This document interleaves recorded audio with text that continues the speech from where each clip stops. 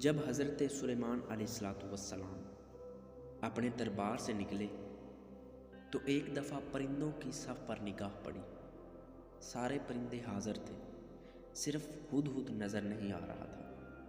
آپ نے فرمایا، ما لی لا اری الہدہد ام کان من الغائبین، مجھے کیا ہو گیا ہے جو میں ہدہد کو نہیں دیکھ پا رہا، یا ہدہد غائب ہے؟ ہدہد کو مورد الزام ٹھہرانے سے پہلے اپنے آپ کو مورد سوال قرار دیا، یعنی ہو سکتا ہے کہ ہدہد موجود ہو لیکن مجھے نظر نہیں آ رہا۔ اس کے بعد دوسرے احتمال کے طور پر کہا، یا ہدہد غائب ہے۔ اور ایک نبی جو کہ معصوم ہوتا ہے، ایک معصوم ہو کر ایک پرندے کو مورد سوال قرار دینے سے پہلے اپنے آپ کو سوال کیا۔